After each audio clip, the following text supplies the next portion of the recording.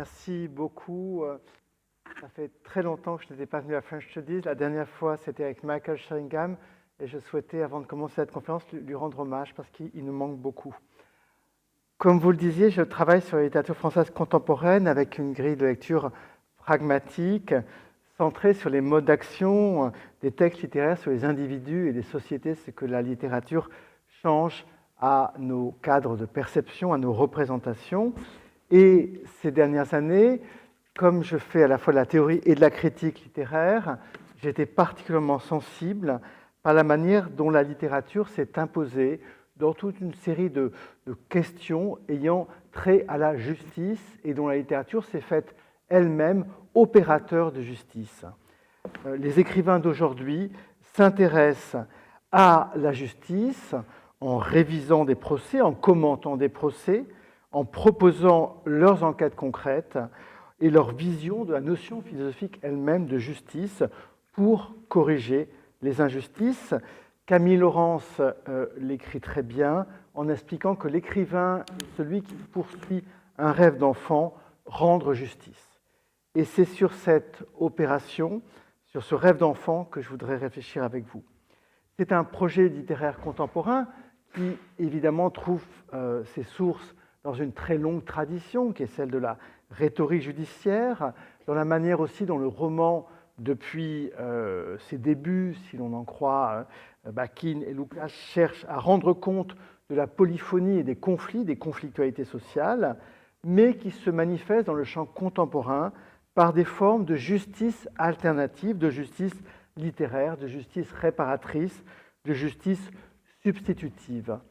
Et je crois que cette quête de justice littéraire nourrit une éthique de l'écriture à la recherche de moyens pour toucher la justesse de leur représentation.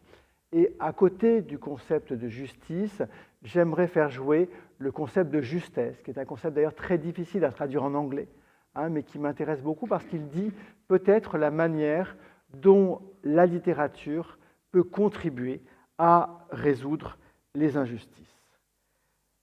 Avant même d'ailleurs la question des procès concrets ou celle de la défense des droits fondamentaux, on pourrait assez facilement cartographier la littérature contemporaine à partir de ses aspirations offensives à réduire l'injustice. La vocation littéraire est indissociable d'un désir, et d'un désir de justice que vous avez tout à l'heure entendu dans les phrases de Camille Laurence, mais qu'on entend aussi chez Annie Ernaux.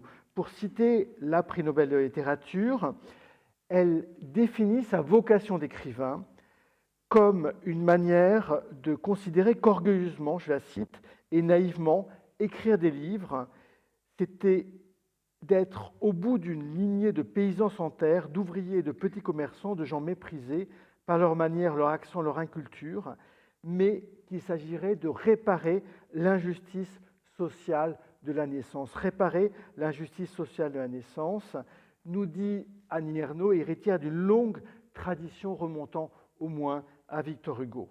Et ça, c'est son discours de réception au prix Nobel de littérature le 7 décembre 2022. Alors, ces formes d'injustice contre lesquelles les écrivains contemporains s'érigent sont multiples. La question de la justice mémorielle ou de la justice épistémique, si l'on veut. Il s'agit d'entamer des procès rétrospectifs, comme le fait Éric Vuillard dans l'Ordre du jour, qui en 2007 va s'en prendre au tribunal de Nuremberg pour ne pas avoir jugé les grands patrons allemands, ou dont dans Jan Karski, Yannick Enel fait le procès de la passivité des Américains et de Roosevelt par rapport à la Shoah. C'est une manière de réfléchir à cette justice historique en faisant exister rétrospectivement les noms, en donnant une voix, en donnant une forme d'existence aux oubliés. Et l'horizon de cette justice mémorielle, de cette justice épistémique, ça serait au fond une sorte de résurrection intégrale de l'humanité. La littérature, elle devrait rendre vivants tous ceux qu'on a oubliés, tous ceux que la grande histoire a écrasés. Et là, je citerai une formule totalement délirante et pourtant tellement éclairante de Patrick Deville. Voilà ce que nous dit Patrick Deville. Au total, 80 milliards d'humains vécurent et moururent depuis l'apparition d'Homo sapiens. C'est peu, le calcul est simple. Si chacun d'entre nous écrivait ne serait-ce que 10 vies au cours de la sienne, aucune ne serait oubliée. Et ce serait justice. La justice littéraire, ça serait d'accorder au fond un tombeau, d'accorder un nom. Hein, et on est ici dans un programme qui est celui d'une littérature contemporaine qui a été nourrie par Pierre Michon, par les vies minuscules de Pierre Michon, œuvre fondamentale du contemporain, de la littérature d'aujourd'hui. Et voilà ce qu'écrivait déjà Pierre Michon il y a une trentaine d'années. Ce que je ressens aujourd'hui presque comme un devoir d'écriture, c'est peut-être de rendre justice à certains petits bonhommes, de leur donner une autre chance posthume d'en faire l'espace d'un texte de grands hommes. La littérature, elle va faire des petits bonshommes de grands hommes. Et ce que ces écrivains français nous disent, je pense qu'on le retrouverait aussi dans des littératures que je connais moins, les littératures francophones. Et à côté de cette justice mémorielle, cette justice épistémique, on pourrait effectivement agréger toute une justice culturelle. C'est celle de toutes les condamnations du colonialisme qu'on trouve dans d'innombrables écrivains français, de Boupéillé, de Gauss, à la violence de Shumona China dans Assommons les pauvres, qui est un texte absolument passionnant. On la retrouvera dans des genres littéraires particulièrement variés, y compris des gens qui vont faire du faux roman policier comme un deal d'Aninx dans Cannibal, par exemple, procès fait au colonialisme pour dénoncer le traitement fait aux Kanaks lors de l'exposition coloniale de 1931. Et ce postcolonialisme en France, il est particulièrement vrai dans les littératures qui vont penser le rapport au Maghreb. Par exemple, Kamel Daoud, dans Meursault contre-enquête, va dénoncer l'invisibilisation des Algériens dans la société française et va reprendre le projet de Camus pour en faire un outil de justice rétrospective accordée à ceux qui ont été écrasés par le grand récit camusien, le grand récit majeur, ne fait pas entendre, nous dit Kamel Daoud, les Algériens eux-mêmes. Voilà ce qu'il nous dit. Je crois que je voudrais que justice soit faite. Cela peut paraître ridicule à mon âge, mais je te jure que c'est vrai. J'entends par là non la justice des tribunaux, mais celle des équilibres. L'équilibre, c'est restituer l'équilibre en faveur des Algériens et pas seulement en faveur de l'histoire des dominants. C'est, je crois clairement, un projet fondamental de justice culturelle d'Alice Zeniter à Leonora Miano. Cette justice, c'est évidemment aussi une justice sociale, et c'était ouvert évidemment par ces remarques d'Annie Ernaux, par ces injustices à l'égard de ceux qui étaient ces dominés de la petite province. C'est un projet de dévoilement et d'analyse des rapports de force. La dénonciation des injustices de classe nourrit les œuvres littéraires contemporaines nées de la crise économique ayant touché la France depuis plusieurs décennies et se mêle à l'être au monde des écrivains. C'est un désir de justice sociale qui est incarné. Et pour une Annie Ernaux, lutter pour le droit des femmes à avorter, contre l'injustice sociale et comprendre comment elle est devenue elle-même ne font qu'un. La quête identitaire des écrivains français, la quête de soi, est indissociable de cette justice sociale. C'est une littérature qui va donc orienter notre attention. Ce combat pour l'attention, ce combat pour posséder notre disponibilité cérébrale et le réorienter vers ceux qui ont été injustement oubliés est central dans toute une littérature française qui va être attentive aux inégalités de plus en plus croissantes depuis l'emprise du néolibéralisme sur la société française. C'est le cas à travers la voie autobiographique, c'est le cas chez Édouard Louis, c'est le cas dans les romans de l'aliénation au travail, pensons à Joseph Pontus, c'est le cas dans aussi ces romans héritiers d'une tradition réaliste, peut-être un petit peu plus traditionnelle. C'est le cas aussi chez des écrivains plus expérimentaux comme Nicolas Mathieu, qui, dans Leurs enfants après eux, prix Goncourt d'il y a quelques années, a essayé de comprendre le statut des zones périurbaines, bien avant le mouvement des Gilets jaunes. Voilà ce que nous dit à travers un de ses personnages, Nicolas Mathieu. C'était au fond une incroyable leçon. Si vous sortiez des clous, la société disposait de tout l'outillage pour vous mettre définitivement hors jeu. Des juristes et votre banque organisez ça très bien. Et ce que veut Nicolas Mathieu, c'est être à l'encontre de ces juristes et de ces banquiers, d'être lui-même le juriste qui va accorder une attention, une valeur, une vérité, une légitimité épistémique à ces zones périurbaines abandonnées. Cette justice, c'est aussi une justice des corps qui va dénoncer les violences faites aux femmes dans un fil absolument fondamental de la littérature française contemporaine. C'est riche d'auteurs aussi variés que Lola Lafont dans Chaviré, Annie Lulu dans Peine des Faunes. C'est une justice des voix qui appelle à notre regard une diversité des formes de vie et un respect pour les formes de vie minoritaires. C'est une justice de visibilisation des invisibilités qui est le grand combat de tout un pan de la littérature contemporaine. Elle est passée par une attention aux sexualités minoritaires, Pauline Delabroix, Allard, Emmanuel Bagnac-Tam, Constance Debré, Fatima Das, pour ne prendre que quelques exemples.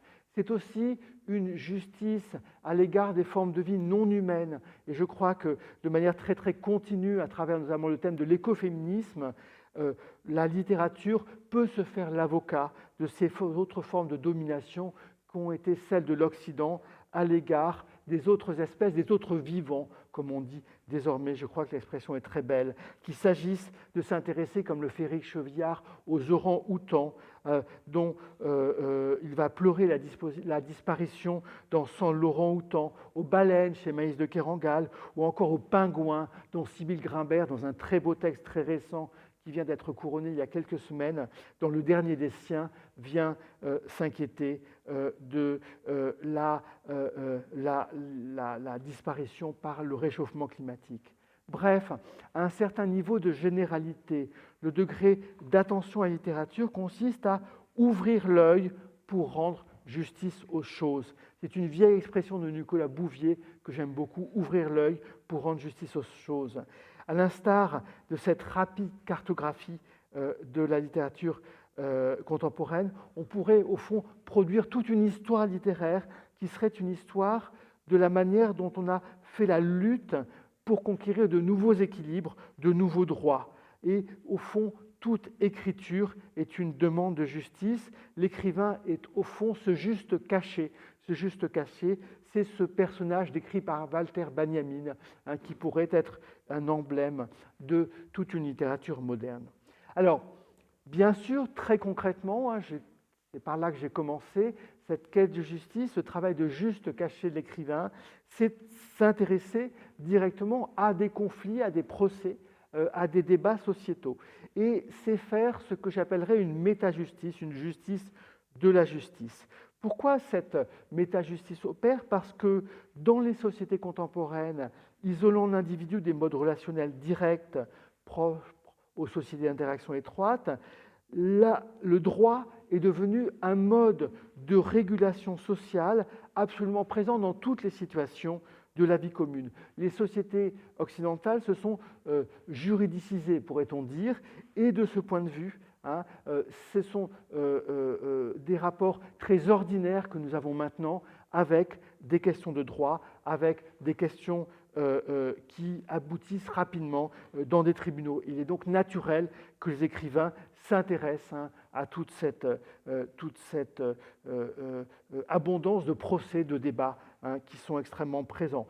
C'était déjà aussi le cas, vous allez me dire, au XXe siècle, lorsque Mauriac, par exemple, s'intéressait à la question du mal et des responsabilités, mais je crois que l'écrivain contemporain n'est pas dans une réflexion métajudiciaire qui va poser des grandes questions métaphysiques, il va être très concret, il va poser la question de la responsabilité du juge, par exemple, comme le fait Tanguy Viel dans article 353 du Code pénal. Il va s'intéresser à des dossiers, il va faire des enquêtes de terrain Il va plonger dans le document judiciaire, il va produire une littérature d'enquête, une littérature qui va reconstituer véritablement le travail de l'enquêteur policier, de l'enquêteur judiciaire.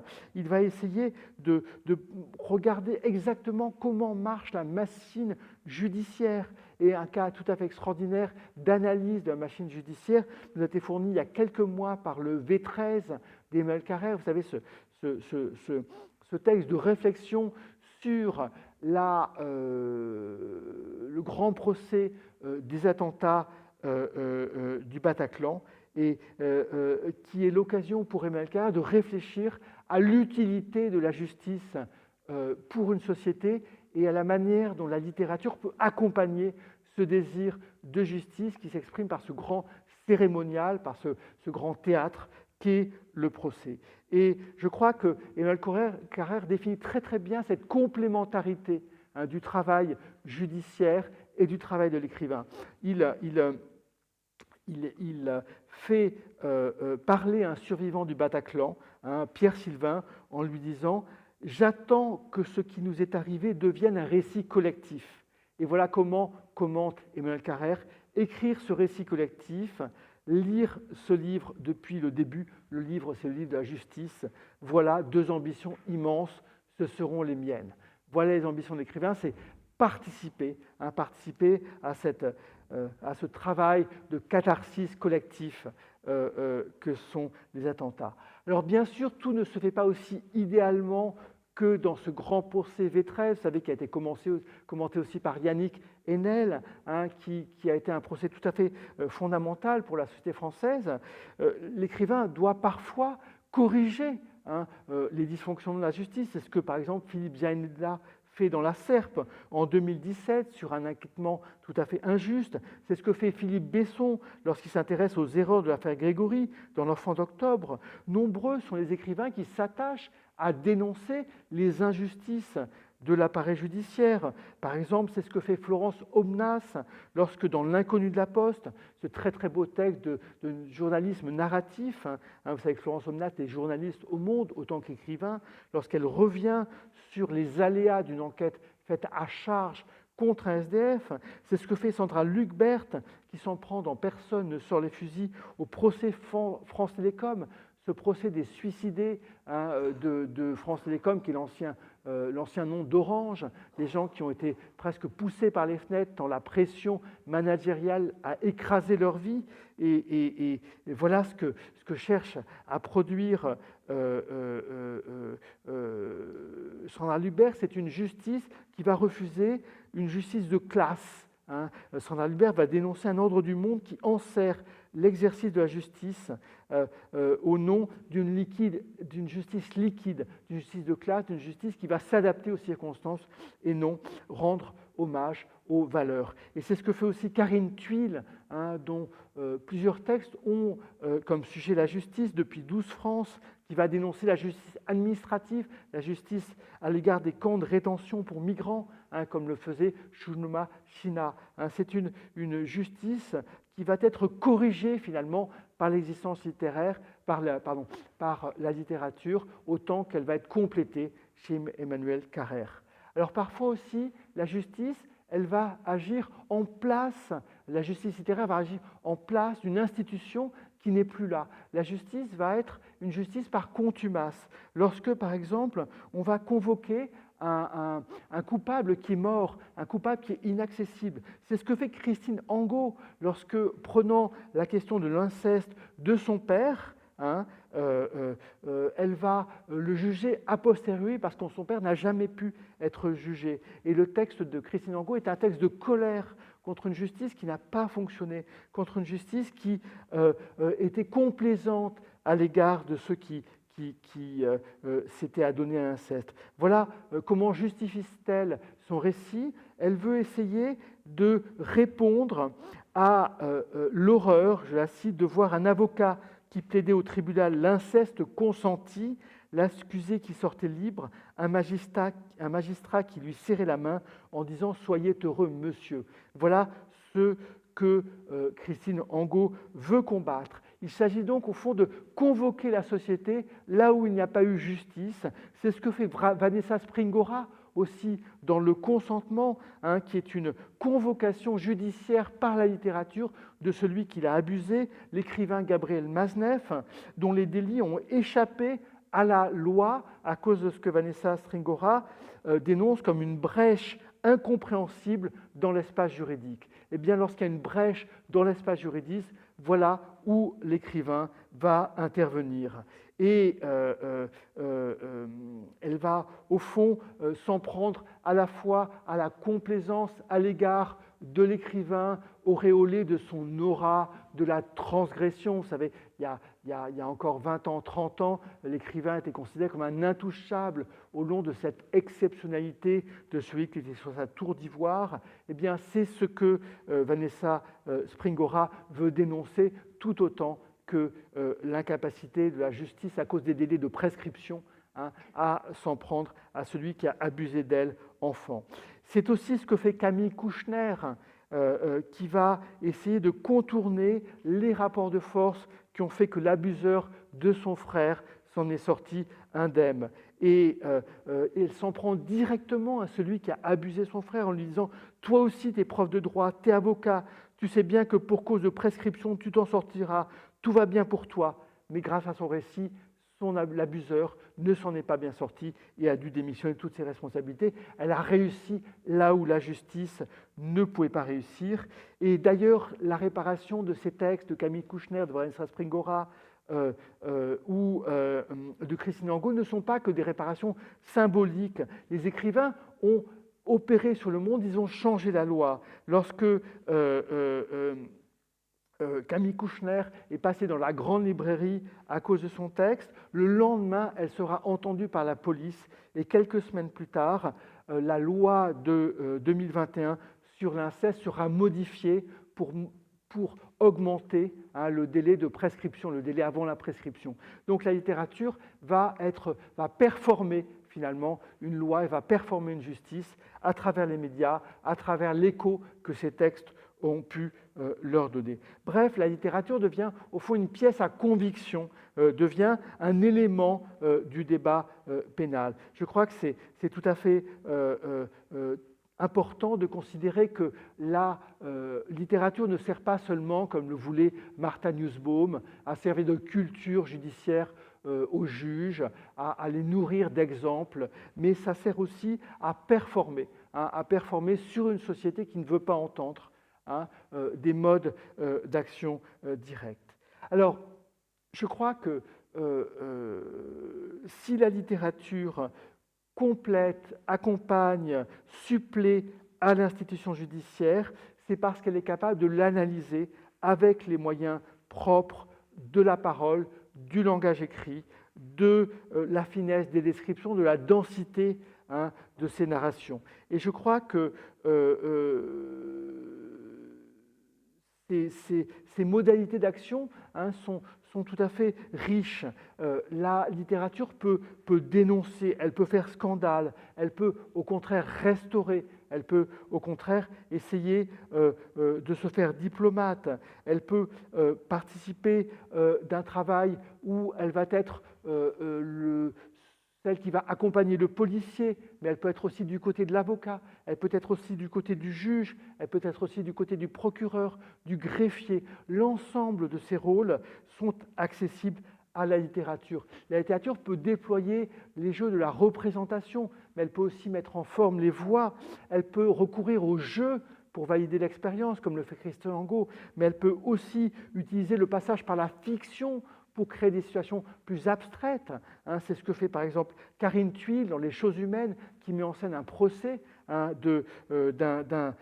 jeune homme accusé d'avoir violé une femme, et un procès contradictoire, un procès extrêmement complexe, dans lequel on entend à la fois la voix de la défense et la voix de l'accusation.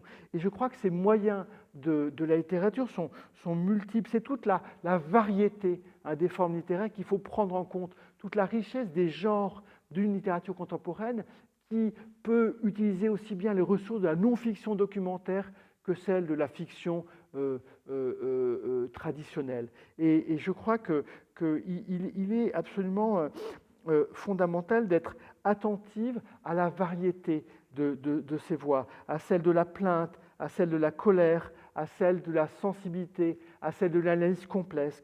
Et je crois que les éthiques et, pourrait-on dire, les poétiques, en faisant un jeu de mots, en écrivant poétique avec un H, poétique, éthique, pourrait-on dire, hein, sont tout à fait variés et doivent faire l'objet de notre attention. Hein. La manière dont les écrivains sont capables de restituer avec une délicatesse littéraire des fonctionnements émotifs complexes est une valeur ajoutée de la littérature par rapport aux autres formes de discours. C'est là que peut-être nous pouvons justifier de la nécessité aussi de faire des livres sur les questions de consentement et pas seulement des débats publics. C'est parce que la littérature a une capacité de saisir avec une finesse infinie les processus de l'intérieur. Vous savez, la littérature, c'est ce qui permet de se projeter dans autrui, de saisir l'intériorité. C'est la grande leçon de Dorit Cohn.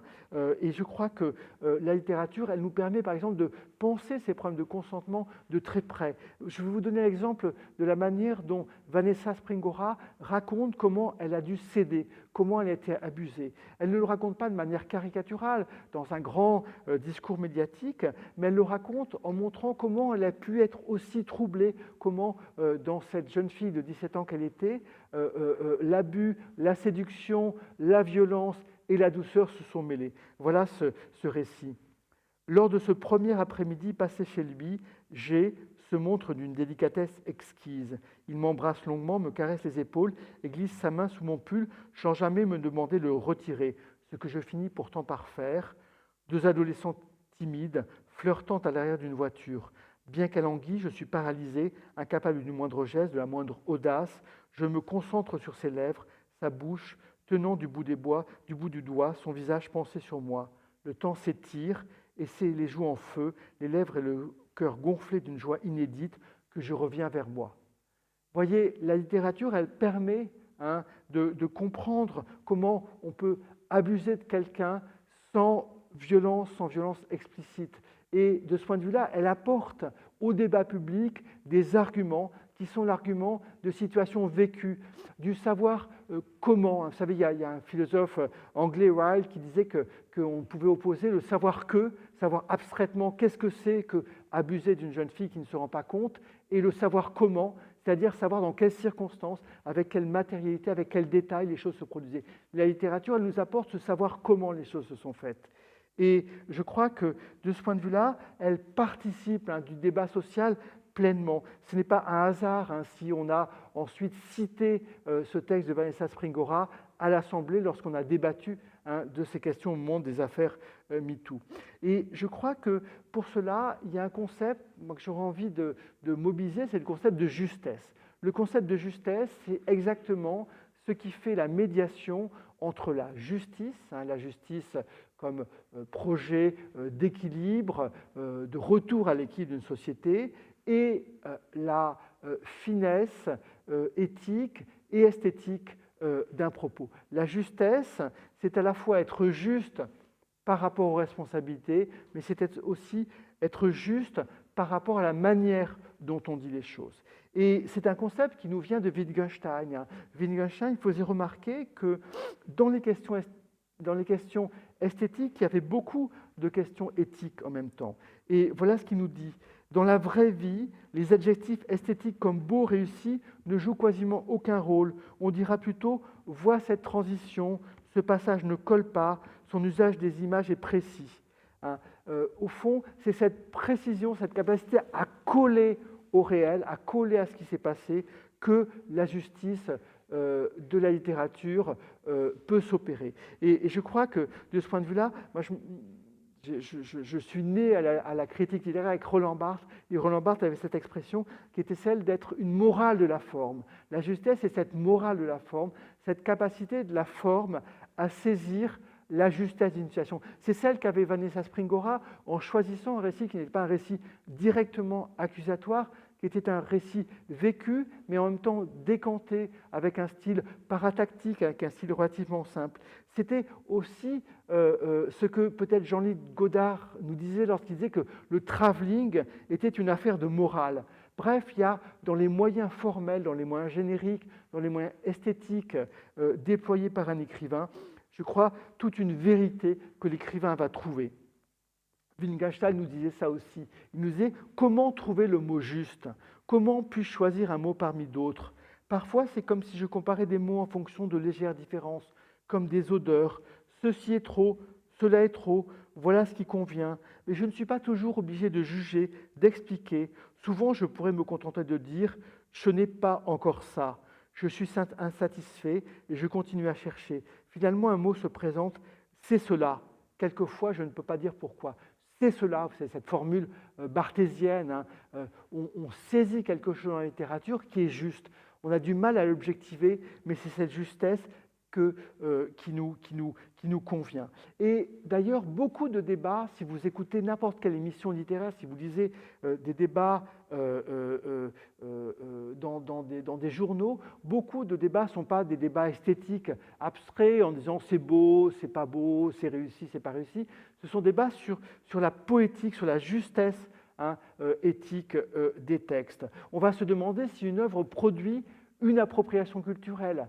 Et pour faire le départ entre une œuvre qui va se projeter dans une identité de manière empathique, intéressante, de manière productive, de manière adéquate, et une œuvre qui va s'approprier une identité, et qu'est-ce qui va jouer? Au fond, ça va être la justesse de la manière dont l'écrivain ou l'écrivaine va faire ce travail. Lorsqu'on va se demander si une œuvre va retraduire les rapports de force homme-femme de manière sensible et équilibrée, c'est aussi des critères de justesse très fins qu'on va invoquer. Tous nos jugements vont être motivés par cette évaluation si délicate, nous disait Wittgenstein, de qu'est-ce que c'était que le mot juste, de qu'est-ce que c'était que le c'est ça, le c'est ça barthésien.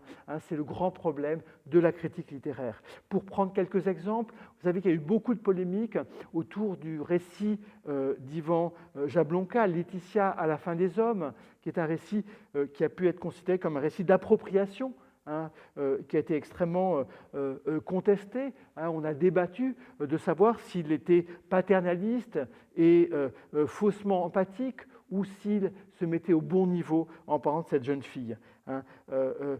Est-ce que Emmanuel Carrère a trouvé les mots justes dans d'autres vies que la mienne pour parler de l'injustice sociale, ou est-ce que son narcissisme l'en a empêché? Voilà encore une autre polémique qui a défrayé la critique littéraire contemporaine. Pour faire encore un autre exemple, encore plus récent, vous savez qu'on a eu un débat tout à fait considérable il y a un an sur la manière dont, dans le monde des livres, Camille Laurence s'en est pris à l'ouvrage d'Anne Berès, La carte postale, et on a accusé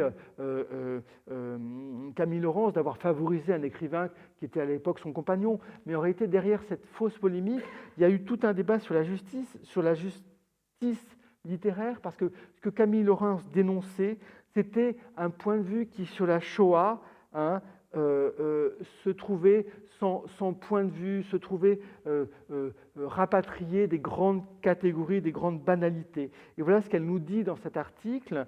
L'éthique n'est pas une valeur ajoutée à un livre, elle est dans le point de vue, elle est interne à la forme même que l'auteur lui donne. L'écrivain a la responsabilité de la forme. Vous voyez exactement la formule de Barthes, la formule de Godard. L'écrivain a la responsabilité de la forme. Autrement dit, la responsabilité de l'adéquation juste de ses moyens à son propos.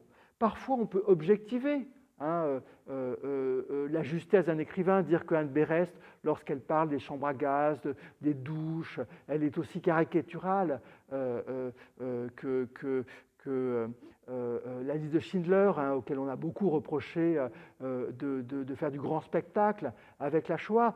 Parfois on peut objecter, parfois on peut ne pas arriver à objectiver pour qu'on trouve que tel texte n'est pas juste, ne trouve pas le bon ton, la bonne finesse. Bien sûr, il y a toujours l'accord avec autrui et le débat critique, mais je crois que cette question de la poétique est absolument fondamentale.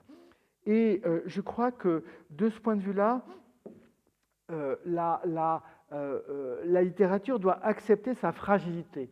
Elle doit accepter, comme l'a si bien analysé Stanley Cavell, de mettre en scène notre fragilité dans le langage. Le fait que parfois notre langage ne va pas tout à fait être juste. Parfois, la littérature va chercher cette précision, parfois ne va pas la trouver.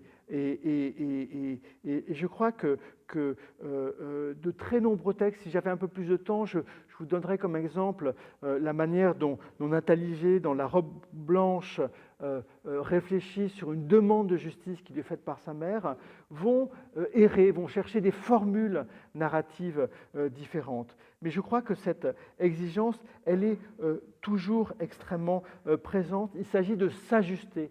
Finalement, de trouver la forme littéraire qui va s'ajuster à des situations, à des formes de vie et qui va être capable de reproduire des équilibres. Et il suffira qu'une tonalité de phrase qui ne sonne pas juste, qui ait un décalage entre un vocabulaire et une situation, qu'un style soit inadéquat, que par exemple le style soit trop élevé par rapport à des personnages modestes, ce que Annie Ernaux veut absolument éviter avec ce style volontairement plat, avec ce style volontairement simple. Il suffira d'une discordance pour que cette fragilité du langage ou cette injustice se fasse jour. Et je crois qu'il faut accepter cette fragilité. Il faut accepter ce que nous disait Albert Camus, mal nommé ajoute au malheur du monde. Il faut accepter le fait que parfois la littérature puisse se tromper. Mais je crois néanmoins que c'est les conditions de possibilité d'une action de la justice. C'est à travers cette justesse qui n'est pas la vérité, qui n'est pas la beauté, qui est autre chose, je crois, que la littérature française va pouvoir trouver sa place dans une société qui s'interroge sur le temps qu'on aura à dépenser à lire des livres. Et là, je crois, je suis extrêmement sensible au fait que, je vais encore citer Annie Ernaux, que ce principe de justesse soit au fond le guide qui doit guider les écrivains, mais aussi les cinéastes. Et lorsque la réalisatrice qui a tourné l'événement est venue la voir en demandant à Annie Ernaux comment fallait-il faire pour adapter son roman au cinéma. Voilà ce que lui a répondu Annie Ernaux. Elle a cité Tchekhov. Soyez juste et le reste viendra de surcroît. Soyez juste et le reste viendra de surcroît. Bref,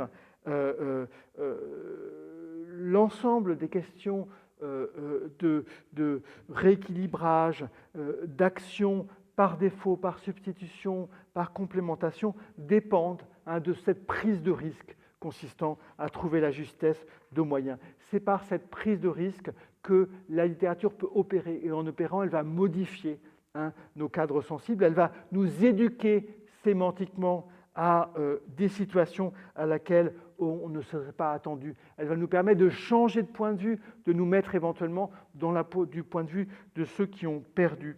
C'est de ce point de vue-là qu'elle va pouvoir agir. Et je crois qu'elle va nous équiper d'une grille interprétative nouvelle, comme un grand procès nous permet de faire entendre des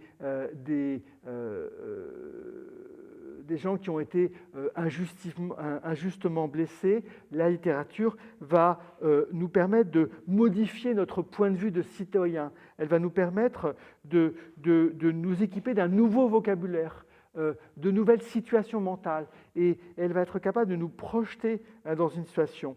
Et elle va non seulement agir ex post pour réparer par un contre-récit quelque chose qui a été mal dit par le récit social, mais elle va même ex ante, avant les choses, nous permettre d'avoir un vocabulaire conceptuel et catégoriel nouveau qui va nous permettre d'anticiper et de mieux agir avec des situations nouvelles. Elle va inséminer des représentations nouvelles dans notre imaginaire.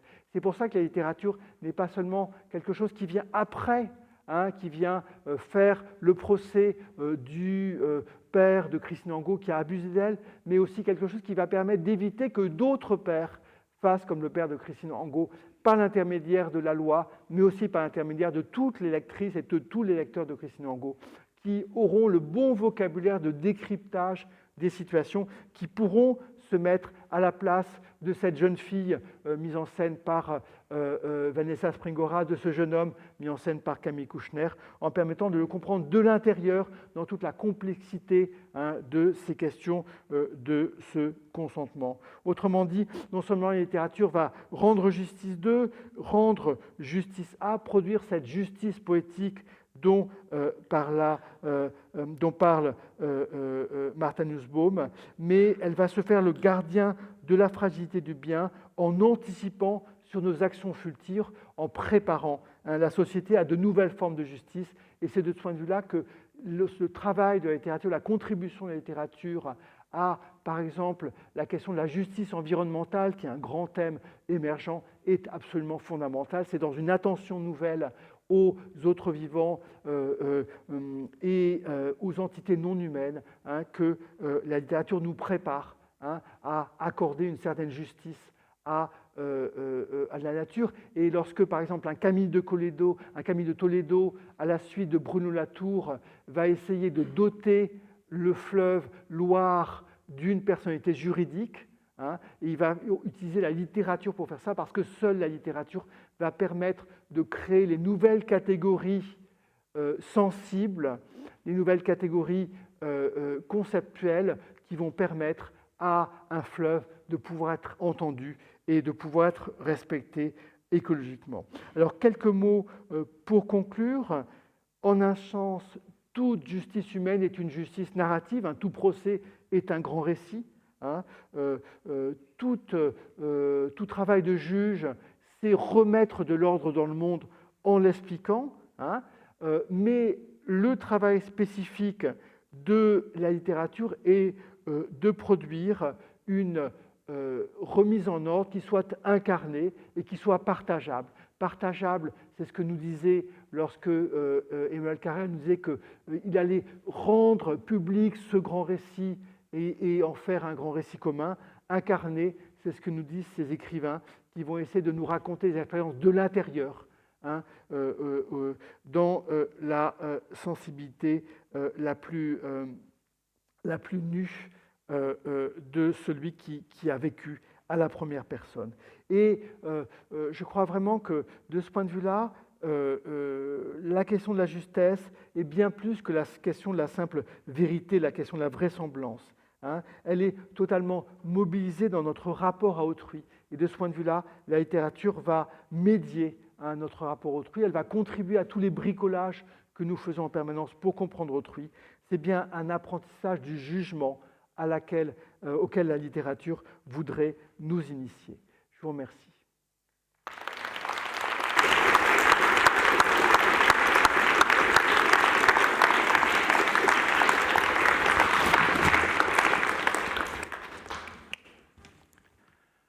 Merci infiniment, Alexandre, pour cette communication d'une richesse vraiment extraordinaire, exceptionnelle. Je me permets de lancer la discussion en enchaînant donc un peu sur ce que vous avez dit là à la fin à propos de la spécificité de la littérature par rapport à ces questions de faire justice, d'être juste. Donc, lorsque vous avez cité Roland Barthes sur la morale, la forme, vous avez tout de suite après, vous avez cité Jean-Luc Godard sur le travelling comme affaire de morale. Alors, ma question serait serait précisément comment est-ce que vous cerneriez la capacité spécifique de la littérature, les capacités spécifiques de la littérature, par opposition ou par comparaison à d'autres formes, à d'autres médias, comme le cinéma par exemple. Elle permet de faire deux choses qui peuvent sembler apparemment contradictoires. Elle produit des grands récits et des contre-récits. Elle produit des récits parce qu'au fond, ce qu'on sait du monde, c'est souvent par médiation de littérature.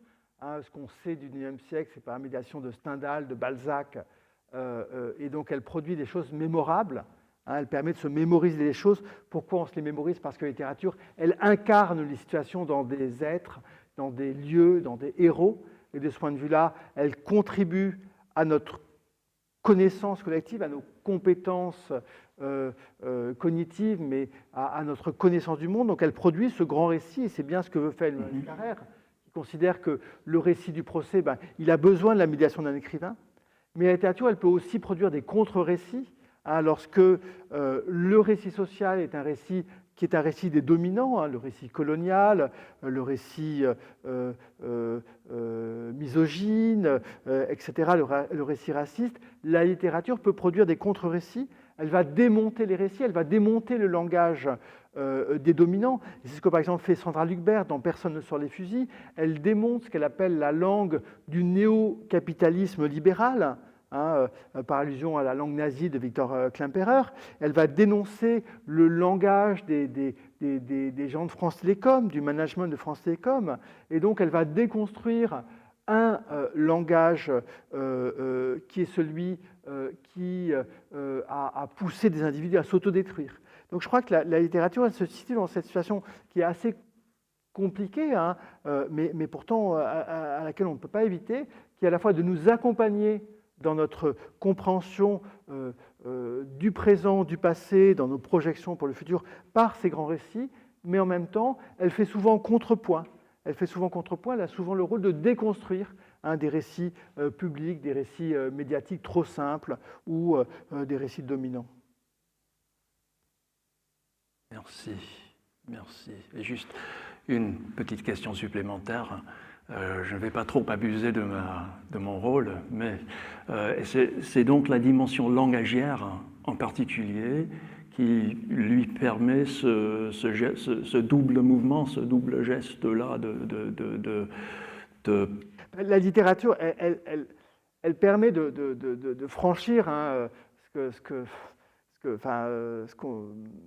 Staline Capel nommait l'état séparé. Vous êtes en face de moi, mais je ne peux pas lire dans vos pensées. Avec la littérature, je peux lire dans vos pensées. Donc, j'ai une capacité à me projeter dans autrui et à dire l'intériorité. Je dis mon intériorité, je me projette dans l'intériorité de l'autre. C'est génial pour la connaissance d'autrui, pour la compréhension du monde, pour la capacité d'être autre chose que la personne qui vous parle, pour être une femme lorsqu'on est un homme, pour être un noir lorsqu'on est un blanc, pour être autre chose. La littérature a une capacité de projection. Ça pose des problèmes extrêmement compliqués d'appropriation. Il y a des limites à ces formes de projection. Dans quelle mesure je peux vraiment me projeter? Elle permet aussi de dire aussi l'intériorité. Donc ce sont des capacités qui, au fond, permettent de transférer des savoirs, des émotions, des situations d'un individu à l'autre. Elle est une forme de communication très particulière de ce point de vue-là, en donnant accès à l'intériorité. Donc je crois que c'est un immense avantage par rapport à d'autres modes de communication. Elle permet de transmettre aussi l'émotion et pas seulement le fait. Elle permet de comprendre de l'intérieur, mais d'une intériorité qui est incarnée, d'une intériorité qui est sensible, qui est résonante, qui est douloureuse, ou qui peut être heureuse, ou qui peut être ambiguë. Et je crois que cette capacité à tenir la complexité, l'ambiguïté des sentiments, leur épaisseur, leur densité, c'est vraiment quelque chose que la littérature a en plus par rapport à d'autres formes de discours.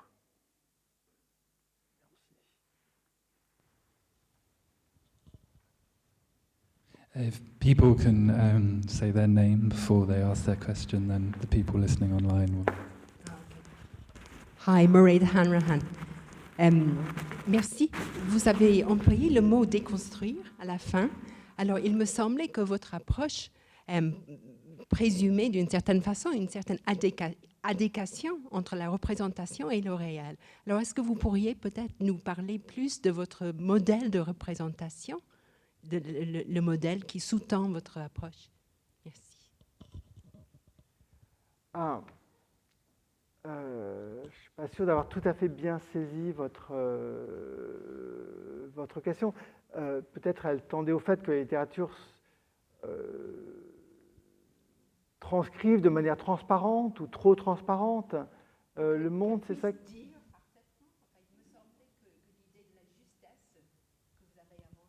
Oui, mais la justesse, c'est parfois, par exemple, de ne pas arriver à dire.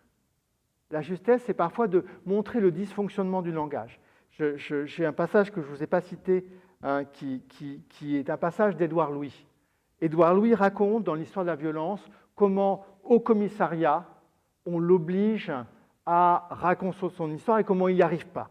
Voilà ce que nous dit Édouard Louis. Les 2 policiers m'avaient accueilli avec compassion, pour ne pas dire avec tendresse. Régulièrement, je perdais le fil du récit, je parlais au hasard, je formulais des phrases qui n'avaient pas de sens dans le contexte, je me ridiculisais, je faisais de grandes phrases stupides, je revenais sans cesse sur la même chose, le même moment de la nuit que je redisais avec d'autres mots, avec d'autres intonations, comme pour essayer d'en atteindre la vérité. Ce que nous dit Édouard Louis, c'est qu'il nous dit l'incapacité, le dysfonctionnement du langage à dire le viol. Il se ridiculise à ne pas trouver les mots justes à dire le viol. La littérature, elle a cette capacité à dire ces dysfonctionnements. Donc la justesse, ça peut être un dysfonctionnement. Le témoignage, son critère de validité n'est pas seulement la conformité à ce que c'est qu'un témoignage prototypique. Ce que nous montre Édouard Louis, c'est que du point de vue de celui qui a été violé, le viol peut s'accompagner d'un dysfonctionnement, d'un viol linguistique, pourrait-on dire, qui fait que le grand écrivain n'arrive pas à trouver les mots devant des policiers qui pourtant sont parfaitement empathiques.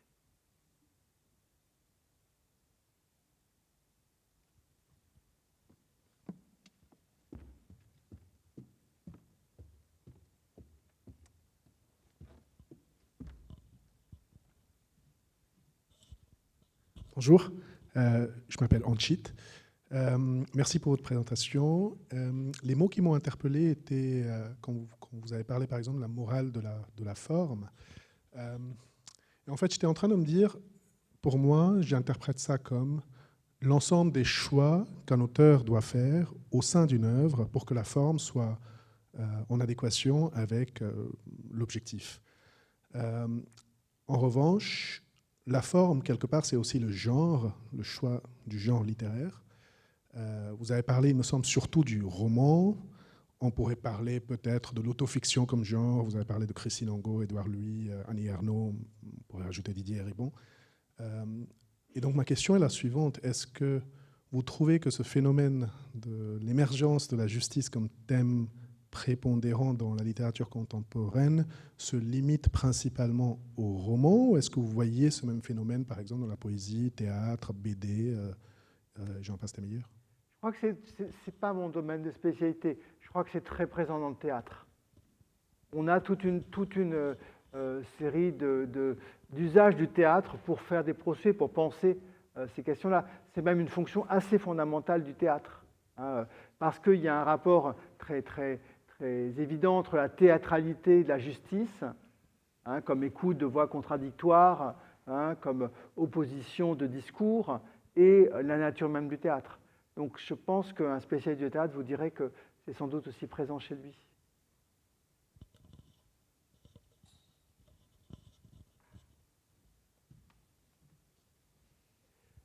Juste aussi pour la poésie, celui qui a beaucoup développé le concept de poétique, c'est Jean-Claude Pinson, qui est poète, et ce concept de poétique, il emprunte à un autre poète, Michel de Guy, qui l'a formulé.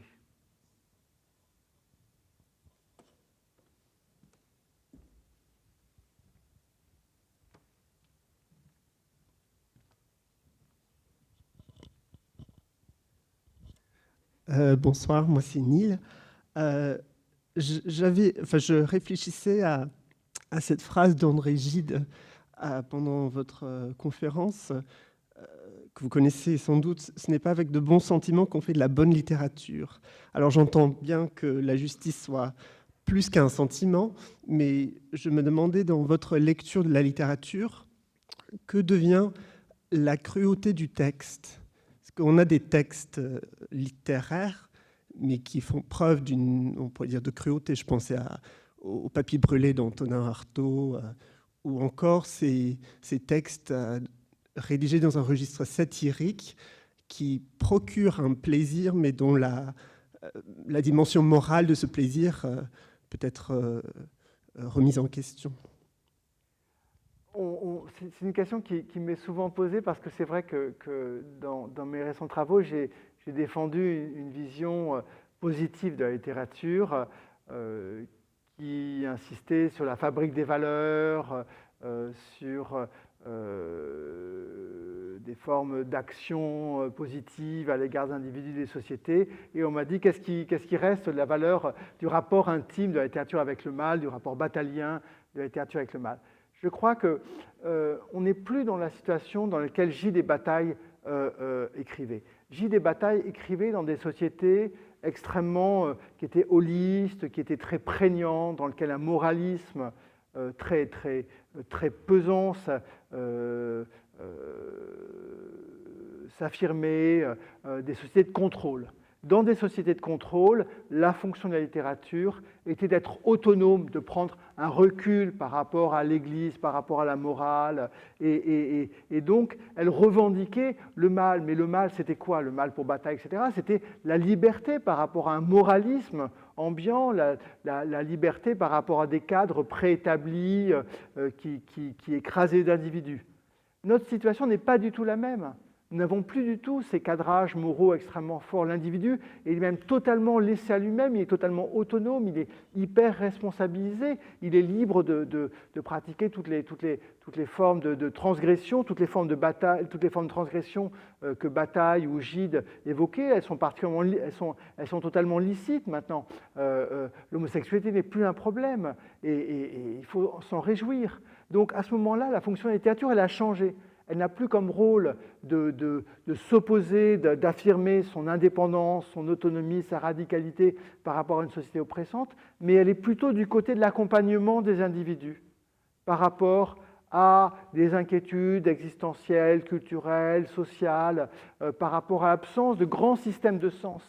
Il y a par rapport à la disparition des syndicats, des partis politiques, des idéologies, des grands récits historiques, des grands systèmes de valeurs, par rapport à la dislocation des familles, par rapport à un individualisme qui vous laisse tout à fait seul. Ce qui fait qu'elle n'a plus besoin finalement de défendre l'autonomie individuelle et la liberté individuelle. Elle doit plutôt être du côté d'un accompagnement, me semble-t-il, de l'individu dans une situation contemporaine. Donc je crois que c'est pour ça que, de ce point de vue-là, s'il y a un besoin, elle est vraiment un besoin de soin, si vous voulez, de l'individu. Elle participe d'un soin. Et pourquoi on a besoin de ce soin littéraire? Parce que les sociétés sont devenues extrêmement dures et que l'autonomie de l'individu qui a été conquise, peut-être grâce à la littérature, elle est aussi très pesante, elle est aussi très, très lourde dans des sociétés très, très libérales et hyper responsabilisantes.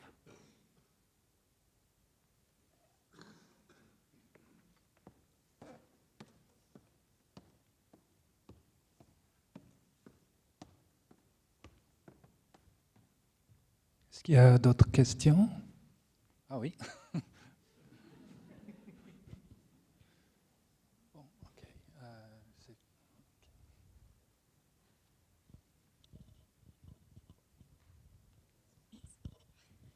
Merci. J'ai deux questions. Première question, c'est une question assez simple. Mais qui lit cette littérature? Qui sont les lecteurs et les lectrices réels, potentiels? Et deuxième question, pouvez-vous nous parler plus de ce concept de réparer et comment c'est lié à Tikkun Olam? Merci. Alors, il y a un point qui est intéressant, c'est que cette littérature qui parle de justice, c'est une littérature qui marche très très bien. Ce n'est pas du tout une littérature marginale, expérimentale, qui serait enfouie chez POL, chez des petits éditeurs, etc. C'est la littérature d'Emile Carrère, de Delphine de Vigan, de Christine Angot, beaucoup des best-sellers contemporains. Karine Thuil est en tête des ventes, elle est adaptée au cinéma. Enfin, donc, c'est une littérature qui marche très très bien, donc une littérature qui est très lue. C'est peut-être pour ça qu'elle a une influence sociale aussi. C'est que lorsque au moment de l'émergence du mouvement MeToo, en fait, on s'est aperçu que les romans de MeToo, ils étaient en tête des ventes. Donc je crois que de ce point de vue-là, du point de vue de la sociologie de la lecture, c'est une littérature qui a vraiment une audience.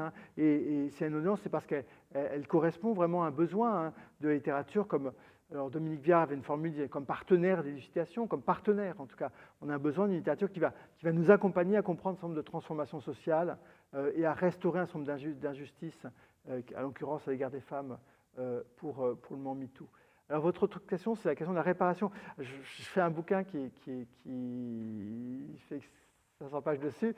En fait, j'essaie d'analyser les moyens symboliques, mais aussi concrets, que la littérature a d'aider l'individu et le corps social dans des situations assez variées qui sont la question, par exemple, de la mémoire. Quel type de réparation mémorielle la littérature peut opérer? Quel type de réparation par rapport à la maladie, par rapport au deuil, la littérature peut-elle proposer? Donc c'est là-dessus que porte ma réflexion.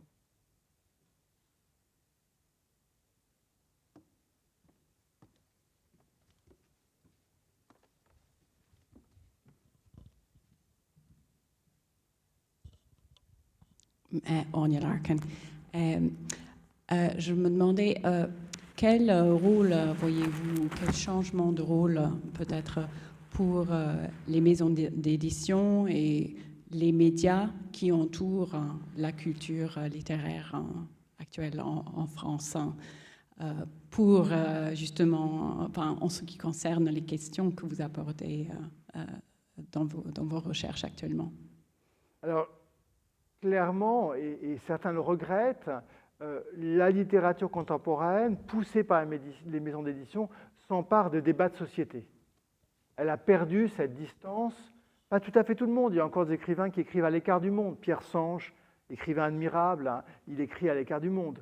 Mais clairement, les maisons d'édition cherchent des questions brûlantes et peuvent pousser l'écrivain à perdre son recul.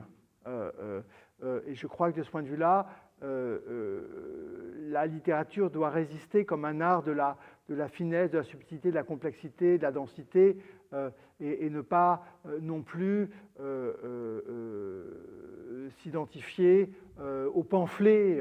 De ce point de vue-là, sa capacité à décrire de l'intérieur, à faire alterner les voix, à faire alterner les points de vue, doit être défendue contre une réduction à la simple chronique de questions de société. Mais lorsque je citais par exemple Vanessa Springora, le passage que j'ai lu, bon, c'est vraiment autre chose que même dans un journaliste parlerait de cette chose-là. Je crois que heureusement les grands écrivains sont capables de résister à la réduction, à un simple j'allais dire un simple article journalistique. Mais là aussi, ça serait être injuste à l'égard du journalisme. Emmanuel Carrère dit que le journalisme est une forme littéraire. Et il y a Florence Omnas, que je citais aussi, est une très grande journaliste. Donc il y a du grand journalisme. Mais c'est un journaliste qui justement épouse cette capacité de la description, de la narration, à raconter les choses avec une intensité, une présence, une précision tout à fait singulière. Okay, ce sera peut-être la dernière question. Merci. Patrick O'Donovan. Alors, n'est-ce pas, j'ai pu noter au cours de votre intervention, vous avez cité à plus d'une reprise Stanley Cavell, n'est-ce pas, qui lui travaille dans une culture très largement anglo-saxonne. C'est ce qui nourrit sa réflexion majoritairement.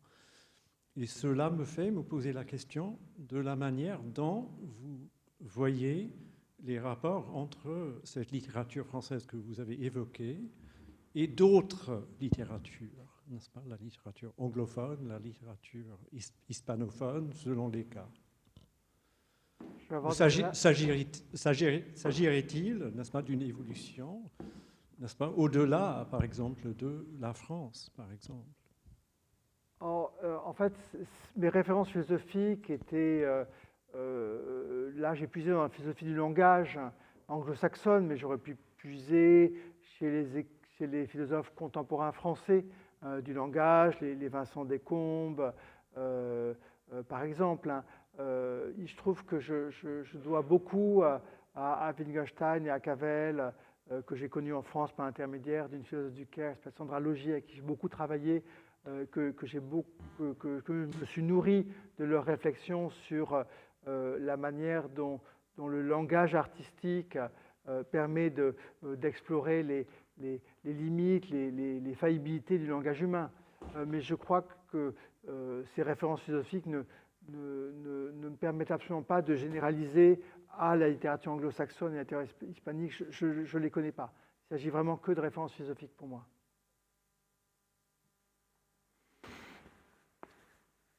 Bien, alors je me permets donc de clore la session.